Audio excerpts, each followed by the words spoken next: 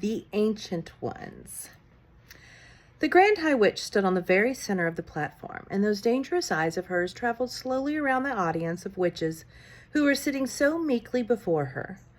"All those over 70, put up your hands," she barked suddenly. 7 or 8 hands went into the air. "It comes to me," said the Grand High Witch, "that you ancient ones will not be able to climb high trees in search of Gruntel's eggs." "We won't, your grandness.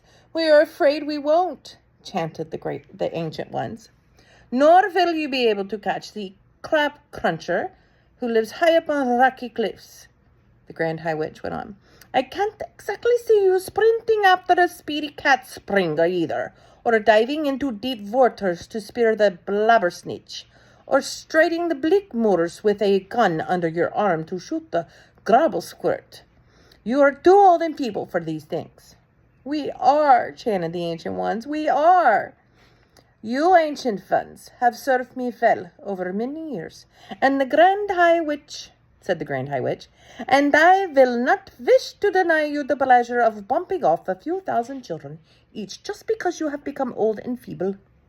I have therefore prepared personally with my own hands a limited quantity of delayed action mouse maker, which I will distribute to the ancient ones before you leave the hotel." "Oh, thank you," cried the old witches. "You are far too good to us, your grandness. You are so kind and thoughtful." Here is a sample of what I am giving you," shouted the Grand High Witch.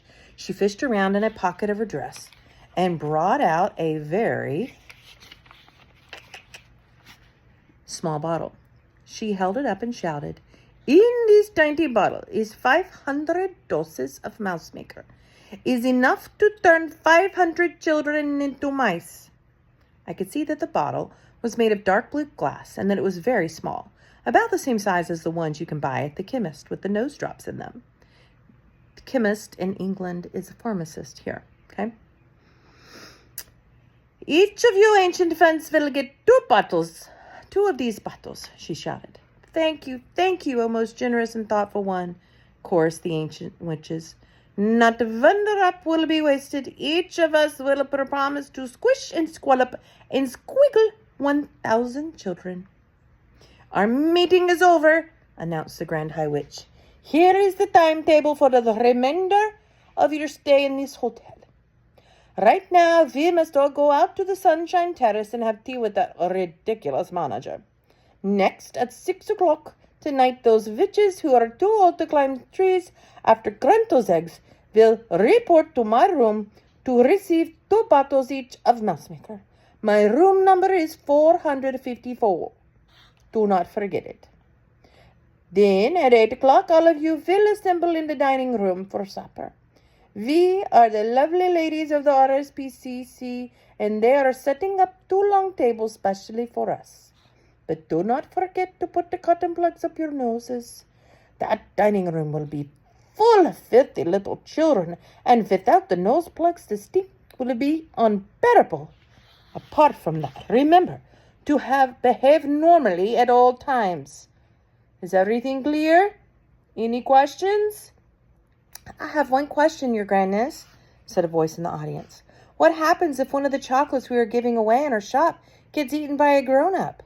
"That's too bad for the grown-ups," said the Grand High Witch. "This meeting is over," she shouted. "Out you go." The witches stood up and began gathering their things together. I was watching them through the crack and hoping to heaven they would hurry up and leave so that I would be safe at last. "Wait!" shrieked one of the witches in the back row. "Hold everything!" Her shrieking voice echoed through the ballroom like a trumpet. All the witches suddenly stopped and turned and looked towards the speaker. She was one of the taller witches, and I could see her standing there with her head tilted back and her nose in the air, and she was sucking in great long breaths of air through her curvy pink seashelly nostrils of hers. "Wait!" she shouted again. "What is it?" the others cried out. "Dog's droppings!" she yelled. Just then I got a whiff of dog's droppings. "Surely not," the others shouted. "There couldn't be." Yes, shouted the first witch. "There it is again. It's not strong, but it's there. I mean, it's here. It's definitely somewhere, not too far away." What's going on down there? Shouted the Grand High Witch, glaring down from the platform. Mildred's got a whiff of dog's droppings. Your Grandness, someone called from the back. What rubbish is this? Shouted the Grand High Witch. She has dog's droppings on her brain. There are no children in this room. Hang on, cried the witch called Mildred. Hang on, everybody, don't move. I'm getting it again. Her huge curving nose holes were waving in and out like a pair of fishtails. It's getting stronger. It's hitting me harder now. Can't the rest of you smell it? Oh, if I were him, I would be running to the back of that little corner, wouldn't you? As far away from the screen that he was hiding behind. Oh, my goodness. All the noses of all the witches in that room went up in the air, and all the nostrils began to suck and sniff. That's right, she cried. Oh, that's right, cried another voice. She's absolutely right. Dog's droppings it is, strong and foul. In a matter of seconds, the entire assembly of witches had taken up the dreaded cry of dog's droppings. Dog's droppings, they shouted. The room is full of it. Pooh! Pooh! Why did we not smell it before? It stinks like a sewer. Some little swine must be hiding not so very far away from here. Find it! Screamed the Grand High Witch. Track it down. Root it out. Follow your noses till you get it. The hairs on my head were standing up like the bristles of a nail brush, and the cold sweat was breaking out all over me. I wonder if there's like a blanket or something he could hide under. Root it out!